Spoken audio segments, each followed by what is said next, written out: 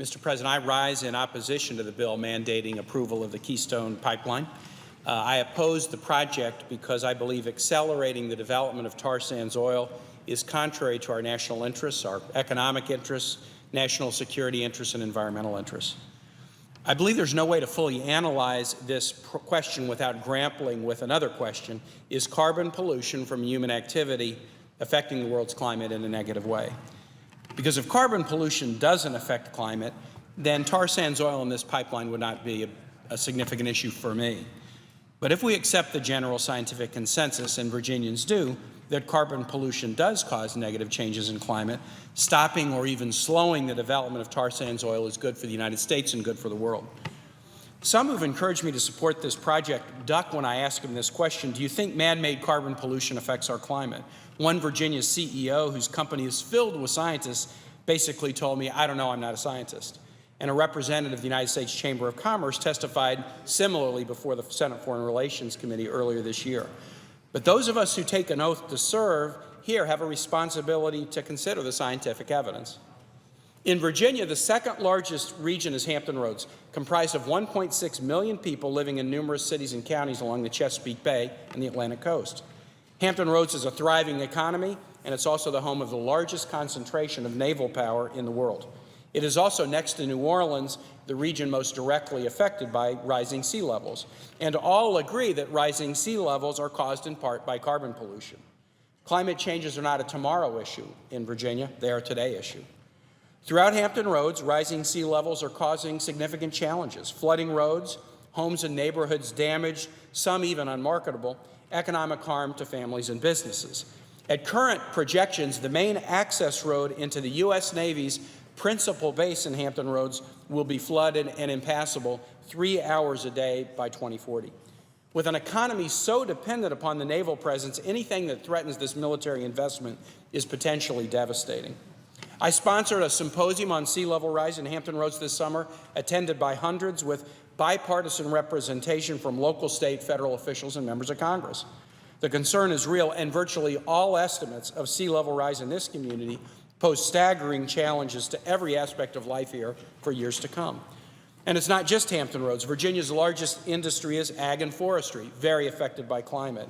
Tourism is a major industry, very affected by climate. Aquaculture, an important industry, very affected by climate. So those who would want to duck the question of climate change or challenge the scientific evidence, I say to them, come to Virginia with me and talk to people whose lives are being seriously affected today by climate changes caused in part by escalating carbon pollution. So, what's the answer to this problem, and how does it relate to the Keystone pipeline? We have to continue to move toward a cleaner energy economy.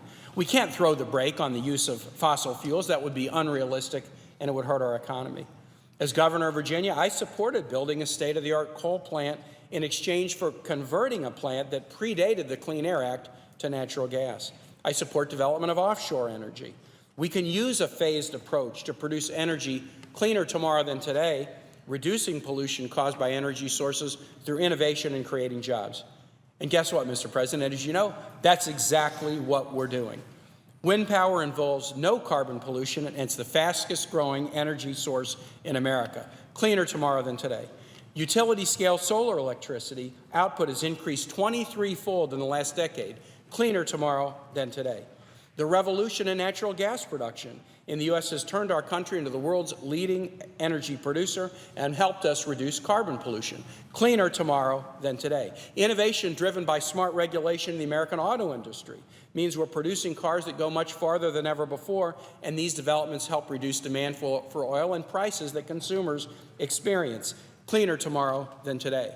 Virginia ratepayers have supported nuclear investments over the years that have enabled us to generate 40% of our power through non-carbon technology.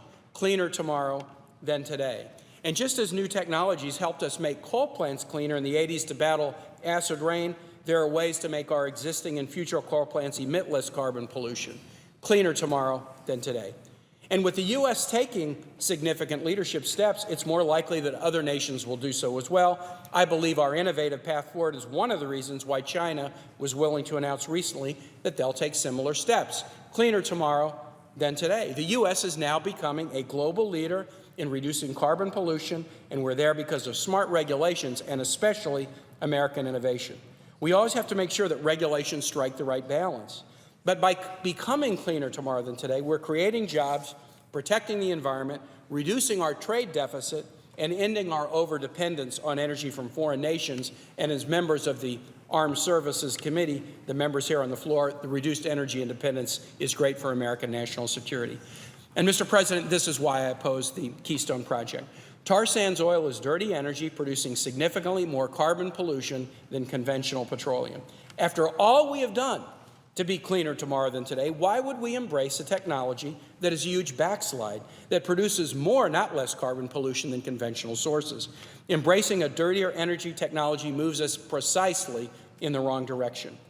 Now, Keystone as a simple project is neither the environmental game over that some would suggest nor the energy panacea that others promise. But whether or not we embrace tar sands oil development does send a message about how we intend to meet American and global energy needs. We can either send the message of cleaner tomorrow than today or send the message anything goes. Because U.S. innovation is helping us lead the world to cleaner tomorrow than today energy future, we shouldn't turn back now.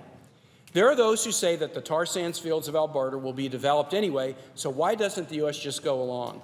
The owners of the resource may well develop it and find alternate routes to ship it through Canada. They can make that decision on their own, although falling oil prices may make the relative cost of such development non-competitive.